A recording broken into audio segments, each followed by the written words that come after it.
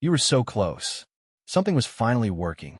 A relationship, a creative project, a goal you'd quietly carried for months. And then, almost out of nowhere, you did something. You picked a fight. You went cold. You quit the day before the finish line. And now you're sitting with that familiar, sinking feeling. Asking yourself the same question you always ask. Why do I do this? Not as a passing thought, as a pattern. And the strangest part isn't the destruction, it's the timing. It always happens right before things get good. From the outside, it looks like self-sabotage. From the inside, it often feels like clarity, like you suddenly woke up and realized it wasn't right. But here's the part worth questioning.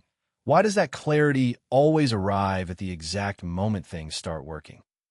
This isn't random, and it isn't a character flaw. Before we go deeper, I want to say something clearly. You are not broken.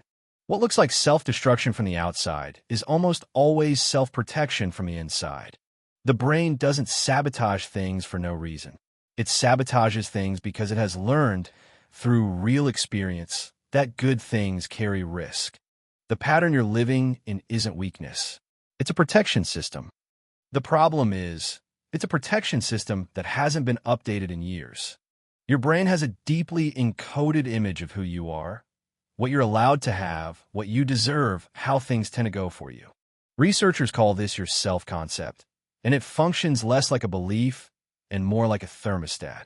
When your life temperature rises above your internal set point, the system corrects. Not consciously, not deliberately, but automatically. If you spent years seeing yourself as someone who almost makes it, then real, sustained success doesn't feel like relief. It feels like a threat. And the brain, which prioritizes consistency above almost everything else, begins to quietly engineer an exit. The brain's threat detection system, the amygdala, can't always distinguish between physical danger and psychological exposure. Emotional vulnerability, success, intimacy, these can all register as threat signals. And when they do, the stress response kicks in. Every person has an internal ceiling for how much joy, success, or love they believe they can sustain. When life pushes past that ceiling, the unconscious mind finds a way to bring things back down. That relief is important. It's a signal. It tells you exactly where your internal ceiling is set. So how do you actually change this?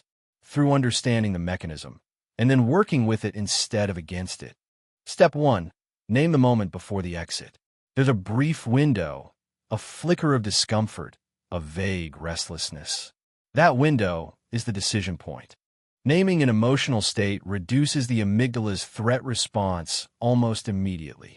When you say, "I feel exposed," you create distance from the impulse to flee. Before you click away, pause. Name it. "I'm afraid this might actually be good, and then I'll have to defend it." Step 2. Expand your tolerance for good, incrementally. Start small. Let a compliment land fully. Finish something you started. Sit with a good day without immediately bracing for what comes next. Step 3. Identify whose story you're living inside. Ask yourself where your self-concept came from. Not who you are, but who you were taught to be. Write down the belief underneath the sabotage. Then ask, is that actually mine? Or did I inherit it? You grew up in a home where good news was always followed by disappointment, where hope felt dangerous. That emotional logic is still running, but it doesn't have to.